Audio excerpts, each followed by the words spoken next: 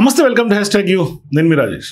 జూబ్లీహిల్స్ ఉప ఎన్నికలు ఇప్పుడు బీహార్ ఎన్నికలతో పాటుగా అందరి దృష్టిని జూబ్లీహిల్స్ ఉప ఎన్నికలు ఆకర్షిస్తూ ఉన్నాయి. పెద్ద ఎత్తున స్టేట్లో పొలిటికల్ యాక్టివిటీ హై వోల్టేజ్ని తలపిస్తుంది జూబ్లీహిల్స్ ఉప ఎన్నికలు.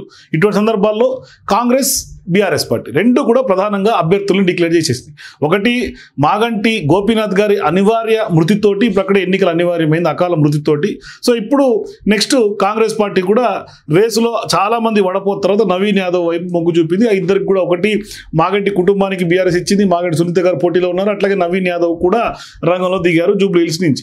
ఇటువంటి క్రమంలో బీజేపీ వైపు నుంచి ఇంకా అంత సీరియస్ ఫైట్ అయితే కనిపించట్లా, సీరియస్గా వాళ్ళు యాక్షన్ తీసుకున్నట్టు కనిపించట్లా, క్యాండిడేట్ డిసైడ్ చేయాలి, ఇంకా 1-2 రోజుల్లో డిసైడ్ చేసే అవకాశాలు ఉంటాయి. సో ఇటువంటి సందర్భాల్లో బీజేపీ జూబ్లీహిల్స్ మీద పెద్ద కమిటీ వేసినప్పటికీ కూడా పెద్దగా ఆశించిన మేర గ్రౌండ్ వర్క్ అయితే జరగట్లా. బీజేపీ గ్రౌండ్ లెవెల్లో చాలా జీరోగా కనిపిస్తుంది. ఇప్పుడు దాకా యాక్టివిటీ లేదు. ఆ ఆస్పిరెంట్స్ కూడా పెద్దగా గ్రౌండ్ వర్క్ చేసుకున్నట్టుగా ఏమీ కనిపించట్లా. అయితే ప్రధానంగా ఇక్కడ ఓవరాల్గా చూసుకుంటే జూబ్లీహిల్స్లో ఎన్నిక గెలుపు ఖచ్చితంగా బీఆర్ఎస్కి కాంగ్రెస్ పార్టీకి రెండుటికి కూడా చాలా కీలకమైనటువంటి గెలుపు. ఒకవైపు సీఎం రేవంత్ రెడ్డి గారి యొక్క పరిపాలన సంబంధించి ఇది ఒక ప్రోగ్రెస్ రిపోర్ట్ లాగా జూబ్లీహిల్స్ ఎన్నిక మారే అవకాశాలు ఉంటాయి. తర్వాత జిహెచ్ఎంసీ ఎన్నికల పైన కూడా దీని ఇంపాక్ట్ ఉంటుంది. మరోవైపు బీఆర్ఎస్ పార్టీ ప్రతిపక్ష పార్టీగా ఇప్పుడే అనేక ఇబ్బందులు పడుతున్నటువంటి పార్టీ కాస్త ప్రజల్లో మేము ఇంకా ఉన్నాము ఉనికి చాటుకోవాలంటే ఖచ్చితంగా బీఆర్ఎస్ పార్టీ గెలుపొంది తీరాల్సిందే. సో ఇప్పుడు ఈ రెండు పార్టీలకి చాలా డూ ఆర్ డై మ్యాచ్ లాగా జూబ్లీహిల్స్ ఉప ఎన్నిక కనిపిస్తుంది.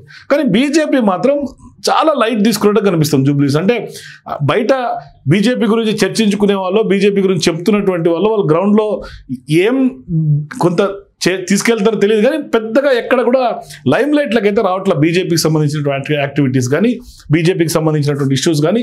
అంటే ఇదంతా పొలిటికల్ స్ట్రాటజీగా ఉద్దేశపూర్వకంగానే బీజేపీ కొంత వ్యూహాత్మకంగానే కొంత జూబ్లీహిల్స్ నిర్లక్ష్యం చేస్తోందా అనే ఒక డౌట్ స్పష్టంగా రాజకీయ వర్గాల్లో వినిపిస్తోంది. అంటే ఈ డౌట్ ఎందుకు వస్తుంది అంటే ఇక్కడ ప్రధానంగా ప్రతిపక్ష పాత్ర పోషిస్తున్నటువంటి పార్టీ తెలంగాణలో బీఆర్ఎస్ పార్టీ. అంటే సీఎం రేవంత్ రెడ్డి గారికి నెక్స్ట్ ఆప్షన్ ఆల్టర్నేటివ్ ఉన్నది బీఆర్ఎస్. గతంలో 10 ఏళ్ళ అధికారంలో ఉన్నటువంటి పార్టీ. ఒకవేళ బీఆర్ఎస్ పూర్తిగా నిర్వీర్యం అయితే తెలంగాణలో అప్పుడు నెక్స్ట్ షిఫ్ట్ అయ్యేది బీజేపీకే ఓట్ బ్యాంక్ అంతా. అందుకనే ఇప్పుడు ప్రధానంగా వాళ్ళు వ్యూహాత్మకమైనటువంటి అడుగులు బీజేపీ వేస్తున్నట్టు కనిపిస్తుంది. అంటే జూబ్లీహిల్స్ నియోజకవర్గ ఉప ఎన్నికల్లో ఒక రకంగా బీజేపీ వ్యూహం అయితే రాజకీయ పార్టీలను కూడా కొంత ఆశ్చర్యానికి గురి చేస్తూ ఉంది. నిజంగా సాలిడ్గా ఆ పార్టీకి దగ్గర ఒక 20 నుంచి 25 వేల ఓట్ బ్యాంక్ సాలిడ్గా జూబ్లీహిల్స్లో ఉంది. అంటే తమ ఓట్ బ్యాంకు తోడు వ్యక్తిగతంగా ఇమేజ్ ఉన్నటువంటి వ్యక్తిని కనుక జూబ్లీహిల్స్లో పోటీకి నిలబెడితే ఖచ్చితంగా గట్టి పోటీ ఇచ్చే అవకాశం ఉంటుంది. అప్పుడు ఖచ్చితంగా బీజేపీతో పాటుగా బీఆర్ఎస్ కాంగ్రెస్ కూడా పోటీ పడతాయి. కానీ ఇలాంటి ప్రయత్నమే బీజేపీ వైపు నుంచి సాగడం లేదు. ఎందుకు సాగడం లేదనే చర్చ ఇప్పుడు పొలిటికల్ సర్కిల్స్లో వినిపిస్తుంది. అంటే ఎందుకు ఇలా లైట్ తీసుకుంటున్నారు జూబ్లీహిల్స్ని ఆ పార్టీ నాయకులకు కూడా అర్థం కానటువంటి ఒక $1 మిలియన్ క్వశ్చన్. ఎందుకంటే ఉప ఎన్నికలు వస్తున్నాయని తెలిసినా ఎక్కడ కూడా గ్రౌండ్ వర్క్ చేసినటువంటి దాఖలాలు బీజేపీ వైపు నుంచి లేదు. అంటే జూబ్లీహిల్స్కి ఉప ఎన్నిక ఖాయమని క్లారిటీ వచ్చిన రోజు నుంచి కూడా ఆ పార్టీలు అన్ని పార్టీల రంగంలో దిగినప్పటికీ కూడా బీజేపీ మాత్రం ఇటు దిక్కు కూడా తిరిగి చూసినట్టు దాఖలాలు లేవు. కానీ బీజేపీ మాత్రం కదలలేదు, చలనం లేదు. ఇప్పుడు తాజాగా సోమవారం నుంచి నామినేషన్ ప్రక్రియ కూడా ప్రారంభమైపోతుంది జూబ్లీహిల్స్కి సంబంధించి. మరి అభ్యర్థులు కూడా ఇంకా బీజేపీ ఖరారు చేసుకోవాలి. అంటే ఎవరైనా బలమైనటువంటి అభ్యర్థిని ప్రచారంలోకి తెచ్చారంటే అది లేదు. కేవలం ఎంత స్పెక్యులేషన్స్. జయసుధతో భేటీ తర్వాత జయసుధకు టికెట్ ఇస్తారని స్పెక్యులేషన్ జరిగింది. అందుకే అసహనానికి గురైనటువంటి ఎంపీ ధర్మపురి అరవింద్ తాజాగా బొంతు రామ్మోహన్ పేరుని ప్రస్తావించి అంటే బీజేపీలో ఎవరు లేరు, మనం అక్కడి నుంచి తెచ్చుకుందాం కాంగ్రెస్ పార్టీ నుంచి అని ఇండైరెక్ట్గా చెప్పాడు ఆయన. మరి పార్టీలో ఇంత నిర్లప్తత ఎందుకు వస్తుంది? టికెట్ ఇవ్వాలని ప్రతిపాదించినా కూడా బొంతు రామ్మోహన్కి అది కావాలని సెటైరికల్గానే ధర్మపురి అరవింద్ ఇచ్చినట్టుగా అర్థం చేసుకోవాలి. మరి ఇక్కడ ఖచ్చితంగా బీజేపీ ఉద్దేశపూర్వక నిర్లక్ష్యం ఏమన్నా ఇక్కడ చేస్తోందా, అభ్యర్థి గురించి పట్టించుకోవడం లేదనే అంశం కూడా కొంత రాజకీయ వర్గాల్లో చర్చనీయాంశంగా మారుతుంది. అంటే ఒక స్పష్టత కూడా లేదు బీజేపీ ఇక్కడ ఈ నియోజకవర్గం. మరి ఇప్పుడు బీఆర్ఎస్ పార్టీ పూర్తిగా నిర్వీర్యం అయిపోవాలని ఏమన్నా బీజేపీ ప్లాన్ చేస్తోందా? మరి ఈ డౌటే వస్తుంది ఇప్పుడు ఎక్కువగా. ఎందుకు అంటే బీజేపీ వ్యూహాత్మకంగా ఇలా చేస్తోంది అనేది ఇప్పుడు చాలా వరకు పార్టీలో గుసగుసలు వినిపిస్తూ ఉన్నాయి. అంటే ఆ వ్యూహం వెనుక 2 కారణాలు ఉంటాయని కూడా అంచనా ఉంది.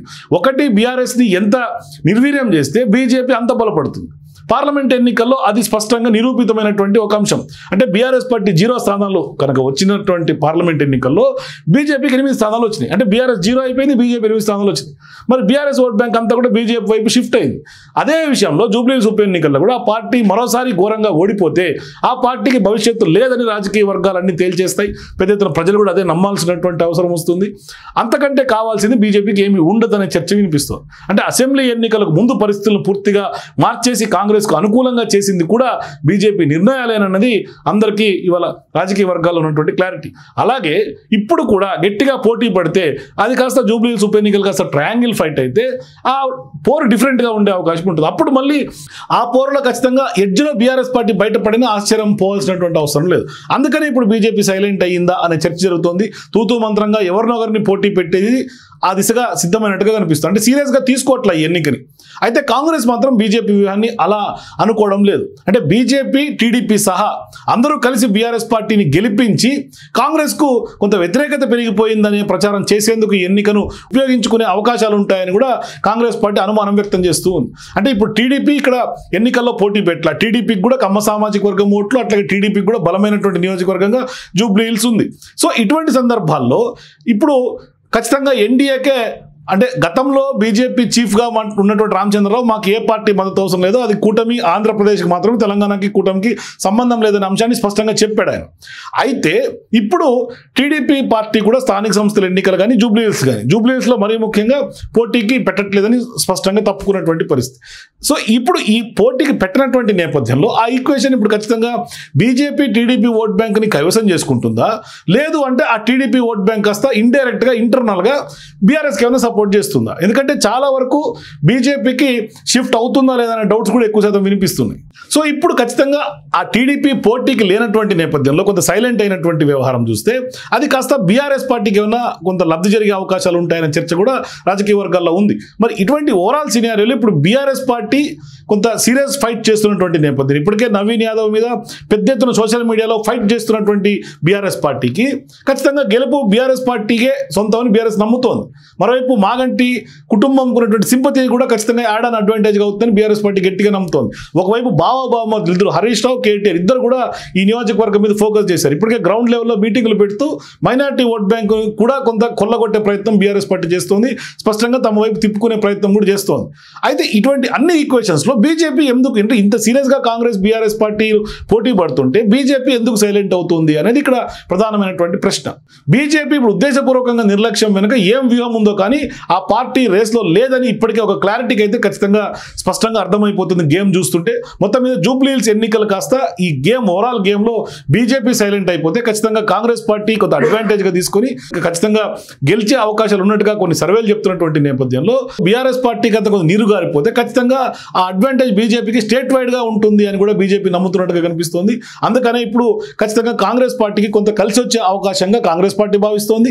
అదేవిధంగా బీజేపీ సైలెంట్ అవటం అనేది నిజంగా ఏ పార్టీ కలిసి వస్తుంది మాత్రం కొంత సస్పెన్స్గా మారుతుంది. సో మీరు కూడా జూబ్లీహిల్స్లో ఏం జరగబోతుంది, రాజకీయ సమీకరణాలు ఏ విధంగా మారుతూ ఉన్నాయి, మీ అభిప్రాయాల కింద కామెంట్స్ తెలియజేయండి. For more videos please watch #.